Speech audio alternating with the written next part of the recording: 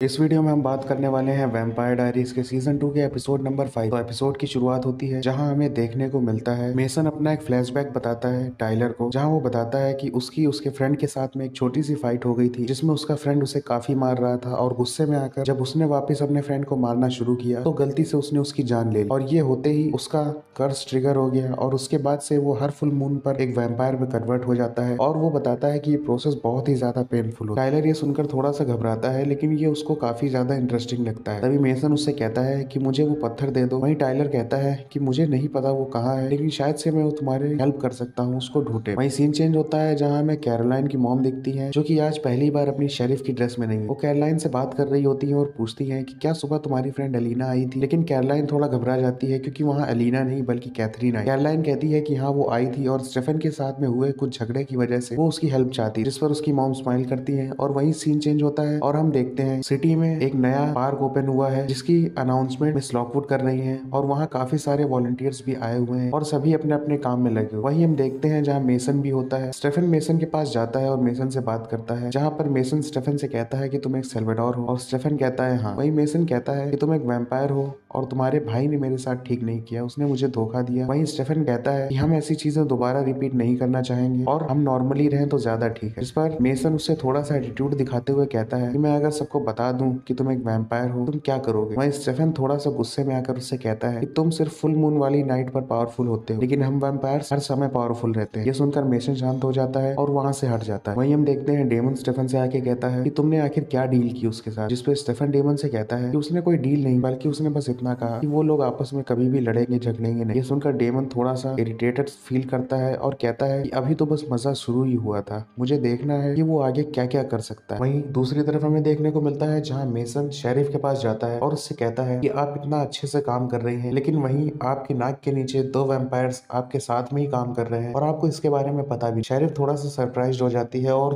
Lockwood से कहती है कौन है वो दोनों। वहीं मेसन बताता है कि वो है स्टेफन सेल्वाटोर और डेमन सेल्वाटोर। शेरिफ ये सुनकर बिलीव नहीं करती उस पर और कहती है कि डेमन तो उसके साथ में काउंसिल का मेंबर है और जितना वो जानती है वैम्पायर्स दिन में नहीं चल सकते हैं लेकिन वो लोग दिन में उसके साथ में काम करते हैं और उन्होंने काफी वैम्पायर्स को पकड़ने में उनकी हेल्प की। जिस पर मेसन उससे कहता है कि 1864 नहीं है बल्कि 2010 है और वैम्पायर्स ने कोई तरीका ढूंढ लिया है जिससे वो दिन में भी वॉक कर सकते हैं। ये बात सुनकर उसको थोड़ा सा डाउट होता है और वहीं मेसन कहता है कि मेरे पास एक प्लान है जिससे तुम्हारा डाउट क्लियर हो जाएगा। वहीं दूसरी तरफ हम देखते हैं स्टेफन और अलीना मिलते हैं, तभी उनकी नजर पड़ती है दूर खड़ी हुई कैरोलाइन पर और ये देखते ही वो लोग आपस में झगड़ा शुरू कर देते हैं। वो लोग काफी देर तक झगड़ते हैं और फिर गुस्से में दूसरी तरफ चले जाते हैं, जिससे कैरोलाइन को लगता है कि उसका प्लान काम कर रहा है। और वहीं हम देखते हैं स्टेफन से डेमन मिलता है। डेमन स्टेफन से कहता है कि क्या तुम लोगों की लड़ाई मेरी वजह से हो रही। वहीं स्टेफन डेमन को इशारा करके वहां से आगे बढ़ जाता है। डेमन समझ जाता है कि शायद से ये एलिना को बचाने के लिए स्टेफन का कोई प्लान, और डेमन उस बात को इग्नोर करता है। तभी डेमन के पास एक बच्ची लेमनेट लेकर आती है। डेमन उसे लेमनेट समझकर पीने लगता है लेकिन जैसे ही वो उसको पीता है डेमन को उल्टी हो जाती है और उसका मुंह जलने लगता है। डेमन समझ जाता है कि ये व्रवेन है। स्टेफन डेमन को संभालता है लेकिन तभी ये सारी चीजें होते हुए शेरिफ देख ले। शेरिफ देखकर शॉक रह जाती है कि जिसने उसको काउंसिल का हेड तक बना दिया उसने उसको इस ऊपर इतना ट्रस्ट किया और वही एक वैम्पायर निकला। इतना होने के बाद में स्टेफन और डेमन काफी गुस्से में हो जाते हैं और वो दोनों डिसाइड करते हैं कि वो मेसन से रिवेंज ले। वो दोनों एक प्लान बनाते हैं और तभी हमें दिखता है जहाँ पर मेसन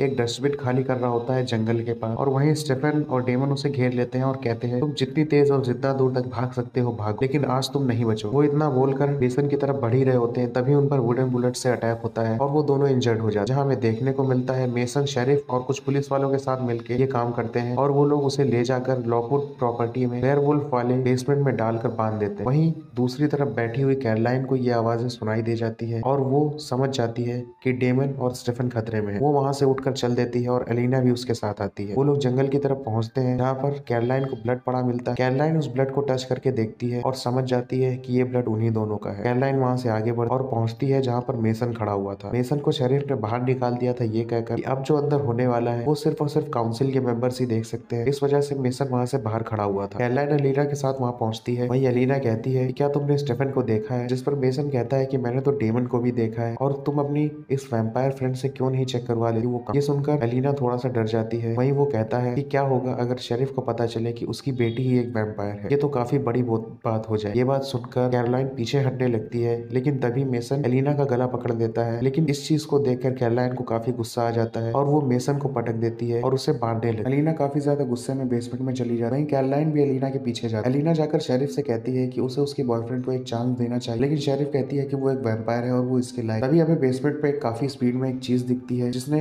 एक पुलिस वाले की गर्दन तोड़ दी और दूसरे का ब्लड पी लिया होता है। तभी हम देखते हैं कि ये और कोई नहीं बल्कि कैरोलाइन होती है, और ये देखकर शेरिफ बहुत ज्यादा शॉक्ड रह जाता है। एलिना डेमन और स्टेफन को खोल देती है। डेमन अपनी बुलेट्स खुद से निकालने लगता है क्योंकि डेमन ह्यूमन ब्लड कंज्यूम करता था और वो काफी स्ट्रेंथफुल था। वहीं स्टेफन की हालत खराब होती है क्योंकि वो काफी वीक था, और वहीं एलिना उसकी बुलेट निकालने में उसकी हेल्प करती है। डेमन स्टेफन से कहता है कि तुम्हें ह्यूमन ब्लड पीना चाहिए, लेकिन स्टेफन मना कर देता है। और वहीं दूसरे सीन में हम देखते हैं जहाँ जेरेमी मिस्टिक ग्रिल्स में बैठकर वैम्पायर्स की और वेयरवुल्व्स की कुछ ड्राइंग बना रहा होता है। वहीं उसे टाइलर दिखता है। वो टाइलर से जाकर बात करने की कोशिश करता है और उन दोनों में बात शुरू हो जाती है। बात करते करते थोड़ी ही देर में जेरेमी टाइलर को एक डबल डेट के लिए मना लेता है, जहाँ पर वो शाम को टाइलर के घर जाते हैं और वहीं पर वो दोनों बातें करने लगते हैं। बात करते करते जेरेमी अपनी ड्राइंग्स निकालकर उनको दिखाता है जिसमें पूरे भयानक वेयरवुल्व्स बने होते हैं। ये देखकर टाइलर को थोड़ा डाउट होता है और वो जेरेमी को ऊपर एक रूम में लेकर जाता है। टाइलर जेरेमी का गला पकड़ लेता है और कहता है कि तुम क्या चाहते हैं, इस पर जेरेमी कहता है मुझे सांस नहीं आ रही, और टाइलर उसे छोड़ता है। लेकिन तभी जेरेमी कहता है कि मैं जानता हूँ तुम्हारे वेयरवुल्फ फैमिली के बारे में। ये सुनकर टाइलर थोड़ा शांत हो जाता है और वो